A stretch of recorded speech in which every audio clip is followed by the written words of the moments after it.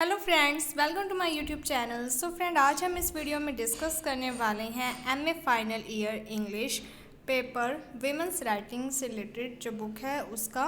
तो कौन कौन से इंपॉर्टेंट टॉपिक्स हैं जिसे आपको पढ़ना है, तो इसके बारे में आज हम इस वीडियो में डिस्कस करेंगे। सो स्टार्ट करते हैं। सबसे पहले जैसे कि आपको पता है कि आपके पेपर में 3 सेक्शन होते हैं, सेक्शन ए, बी और सी।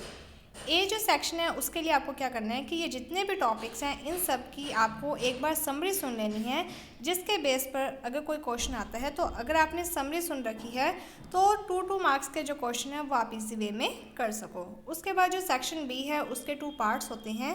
फर्स्ट जो पार्ट होता है उसमें 3 स्टैंजा आती है एंड जो सेकंड पार्ट होता है उसमें आपके 4 क्वेश्चन आते हैं। जो स्टूडेंट ऐसे हैं जिनकी बिल्कुल भी तैयारी नहीं है, सिर्फ आपके पास एक दिन है जिसमें आपको तैयारी करनी है और आपको इतने नंबर लाने हैं कि आप पास हो जाओ, तो उसके लिए ये एडवाइस है कि आपको क्या करना है कि हर एक जो टॉपिक है उसके टॉपिक और जो राइटर या पॉइंट्स हैं उनके आपको नेम अच्छे से याद कर लेने हैं।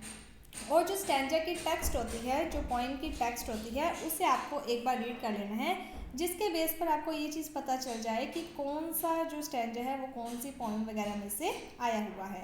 मेन आपको ये पता होना चाहिए कि इसके पोइम और इसके पोइट का क्या नेम है।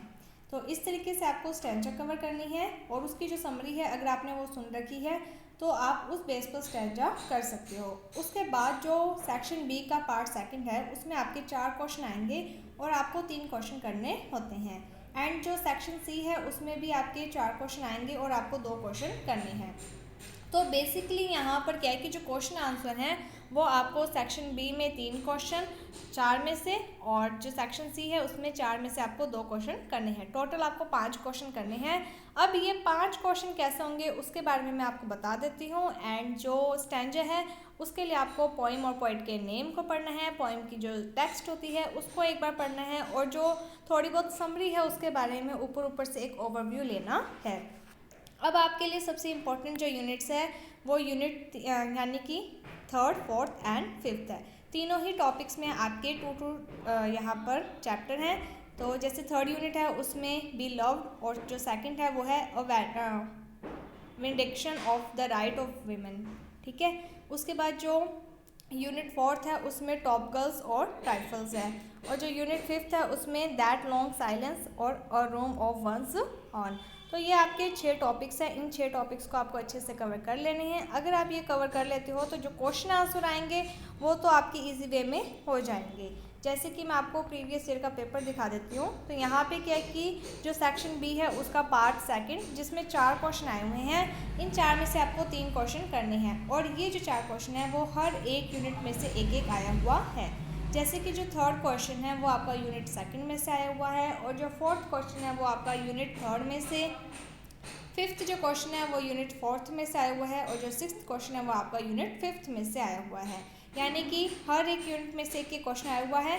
सेकंड जो क्वेश्चन है उसको मतलब सेकंड जो यूनिट है उसमें से एक क्वेश्चन है, बाकी जो 3 क्वेश्चन है वो 3rd, 4th और 5th में से आए हुए हैं। और आपको ये कहा गया है कि आपको 3 यूनिट्स को अच्छे से कवर करना है, 3rd, 4th और 5th। इसी तरीके से जो सेक्शन सी है उसमें भी एक क्वेश्चन आपका यूनिट 1st में से आया हुआ है, और बाकी के जो 3 क्वेश्चन है वो आपकी 3rd, 4th और 5th यूनिट में से आए हुए हैं।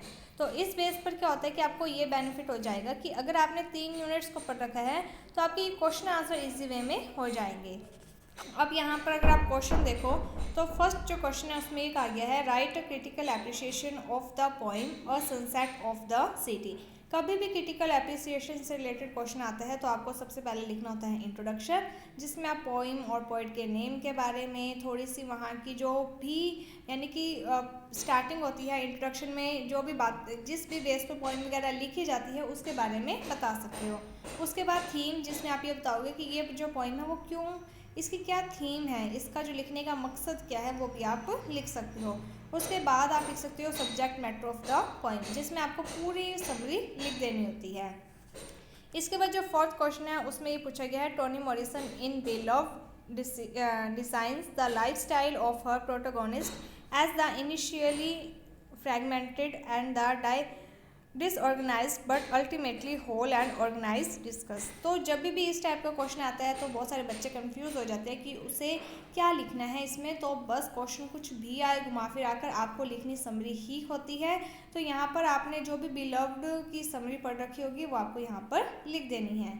इसके बाद अगला क्वेश्चन है does the setting in Trifles by the Glaspell have an impact on the theme of the play discuss.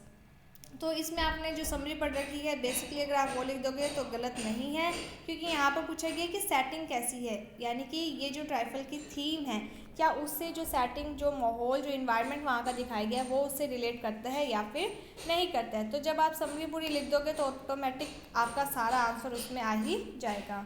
अगला क्वेश्चन है write a note on the individual और the I in Virginia Woolf और room of one's own. तो इसमें क्या है कि Virginia Woolf ने जो बातें बोली थी अपनी जो स्पीच दी थी उससे रिलेटेड जो भी आपको पता हो वो सारा आप इसमें लिख देना।